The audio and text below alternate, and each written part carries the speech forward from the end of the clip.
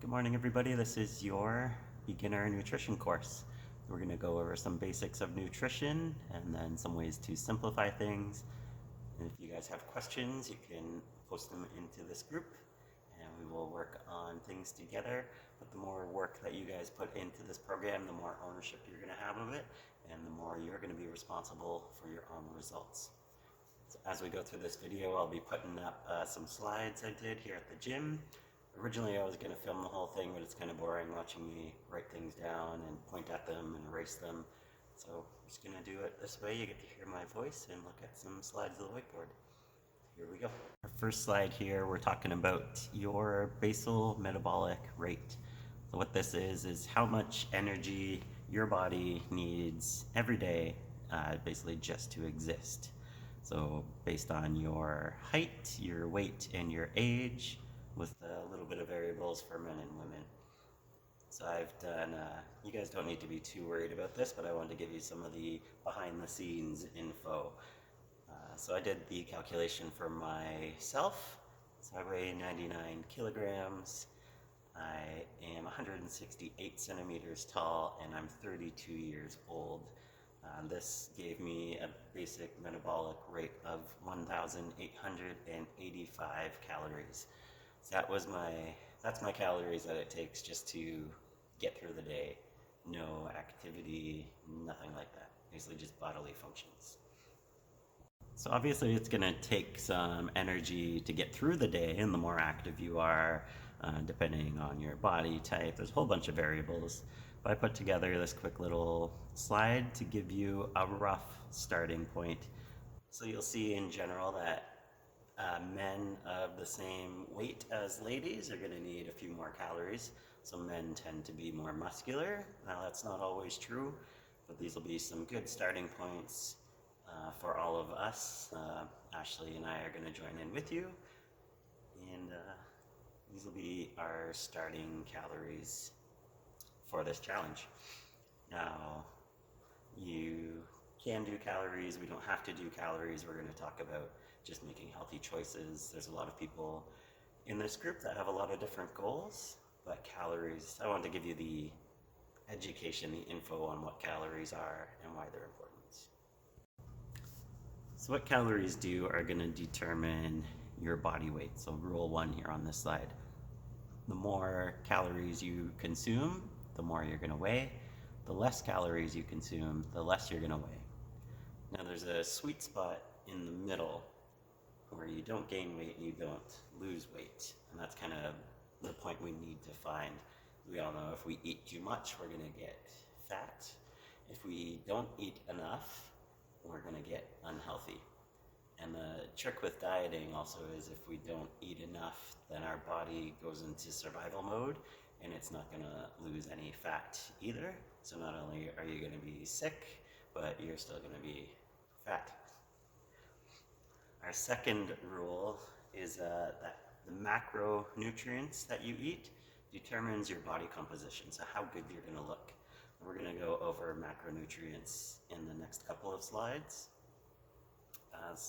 And then finally, rule number 3 is the micronutrients determines how healthy you are. So this is your vitamins and minerals and all those tiny little things that you get from different foods and vegetables and things like that. So the reason this slide's important is that some people will say, well, it's only calories that matter, calories in versus calories out. And that's true to a point, depending on your body weight. And then some people only think that macronutrients count. So you'll see a lot of bodybuilders, they are super lean, super muscular, but they're not very healthy because they don't eat their fruits and vegetables and take their vitamins and things like that. And then you have other people that maybe think that as long as you're eating healthy, the rest will take care of itself. Obviously, that's not true. Otherwise, why would calories have gotten this big stigma over the years? So there's 3 macronutrients that make up our food: the carbohydrates, protein, and fat. So the first one we're going to talk about is carbohydrates. So carbohydrates will give us 4 calories for every gram of carbohydrates that we eat. So if you look on your food label or on your food tracking app, you'll see things listed by grams. now we know 4 grams of carbs will give us 1 gram of carbs will give us 4 calories. Carbohydrates are fuel for our body, so they're going to power up our brain and our muscles. So if we don't have enough carbohydrates, we're not going to be operating at our full potential. It is possible for the body to convert protein into carbohydrates, but it's a very intensive process. So for brain function and athletic function, it's important to consume the appropriate amount of carbs. There's 2 types of carbohydrates. There's complex. These ones take longer for our body to digest. They tend to, you could consider them the more healthy carbs. These would be things like peas and beans, whole grains, rice, and potatoes. And then there's simple carbs, and think of these as the bad ones, or something you're only going to have in moderation. Sugars, honeys, candies, and juices. These digest quickly. They might make you hyper. They might make you. They might make you hyper, but they're gonna crash. And there's a lot of other health implications that we don't necessarily need to get into for this challenge. Our second macronutrient is protein. Proteins, again, are going to give us 4 calories for every gram in our body. Protein is the most important macronutrient because our body can't create it on its own. We have to ingest it. Another reason the protein is so important, not only can we not create it, but look at all these things that it does for our body. It builds and repairs our muscles. I think we all kind of associate that with our muscles, but it also builds and repairs our brain, our blood, our skin, our hair, all of our organs. A very important macronutrient, and the one that I always suggest people focus on. So again, there's 2 main types of protein. There's complete proteins. This means that you can eat this food and it's going to have all the building blocks of the protein to be useful to our body. So these are meats and poultries, seafoods, eggs, milk, and whey, which is what you'll find in a lot of protein supplements. A lot of other protein supplements as well will make sure that they have a complete protein package. So if you do get a vegan whey or a carnivore whey or any other, vegan protein or carnivore protein or any of these other protein supplements, you're going to want to make sure that they have a complete amino profile, is what they're probably going to call it. They want to be a complete protein. Our incomplete proteins come from plants, so nuts, seeds, and grains. It gets quite complicated trying to make sure you get all of the right proteins from plants. That's it's a kind of a science of its own. So if you are vegan or vegetarian and you're trying to get in enough protein, I'm not an expert on that, but there's a lot of information out there on the internet that you can look up, and if you have questions, send me the link and I'll read up and I'll try to help you. Our last macronutrient is going to be fat. Now, right away we see that fat gives us 9 calories per gram of fat. So obviously that's more than twice as many calories as both protein and carbs. So this is where the whole low fat craze came from, is if we can get rid of fat, we can get rid of a whole bunch of calories. Unfortunately, we need some fat. The fat helps our body absorb a lot of nutrients. I know for a fact that vitamin D is very important right now. Always important, but it's getting a lot of spotlight due to COVID. Supposedly vitamin D helps prevent or fight off COVID. And I know that vitamin D needs to have some fat to help your body absorb it. Fats also help our bodies produce a lot of hormones. So if we don't have enough fat in our body, it won't produce the proper hormones that we need to function and feel healthy. So again, we'll break it down into 2 basic types. There's saturated fats. There's lots of fats, but we'll stick to these 2 basic ones. Saturated fats are butter, fatty meats, and cheeses. Now these are ones we want to limit. So obviously a lot of us might enjoy some nice juicy steak or some cheese once in a while, but we don't want to have it all the time for every meal.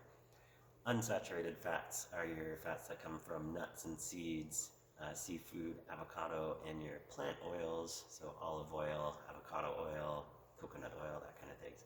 So unsaturated are your healthier choices, saturated you're going to do in moderation. Now, if we're looking for a very simple way to break down what we should eat, I have this lovely artistic rendition of your dinner plate. This will be every meal plate. You want about a quarter of your plate to be protein, you want a quarter of your plate to be carbs, and half of your plate to be vegetables. Now, if you're having fruits, they're also healthy. I would include those in the carbs category.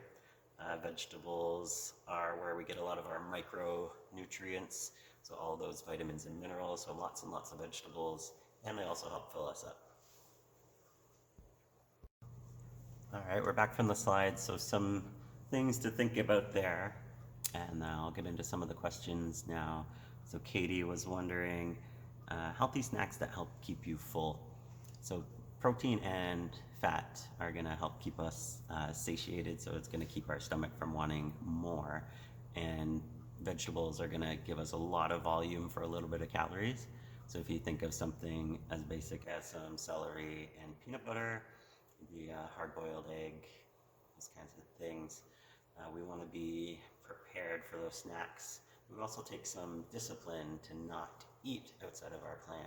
So it's okay to be hungry sometimes, as long as you know that you're eating properly. So if you're eating 3 or 4 or 5 times a day, you're doing okay. Katie was also asking about food prep. So that's a great idea. It's something that I like to do. So my preference is on a Sunday. I'm going to cook up large batches of meats and vegetables and rice, typically, rice or potatoes. Often it's rice. Cook up my large batches, so everything is cooked and ready. All I have to do is scoop out my portions of proteins, carbs, and vegetables, heat them up, and I'm ready to eat. I can also pre-package the meals individually, and that makes it one step easier. It just takes a little more prep on the Sunday and more containers in your fridge. Costco has these great packs of black containers with clear lids that are good meal sizes for just about everybody. So you can always go and check those out.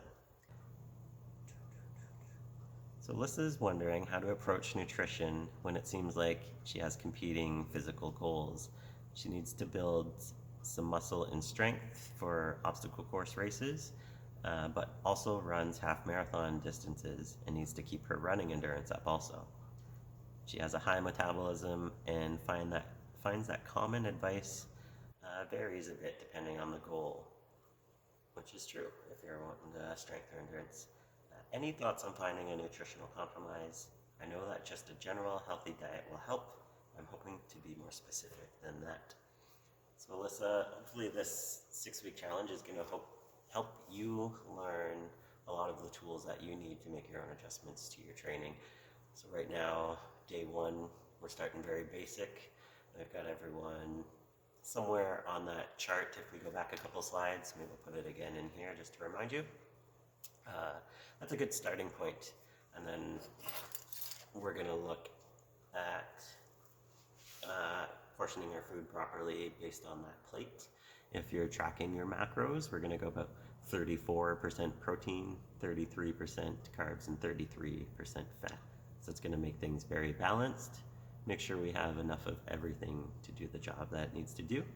And over the next 6 weeks, we can adjust calories and macronutrients up and down based on activity. And we don't want to get too complicated too early. We can have a side discussion on different protocols as we go. So I think that was it for the questions I got ahead of time. If you guys have any more questions, post them below on this video and I'll work away on answering them. So get started on figuring out where your beginning is going to be.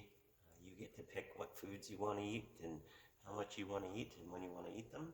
I'm going to work on going through your intro packages and I'll send you guys some individual suggestions. So I hope this was informative and I'll see you guys soon.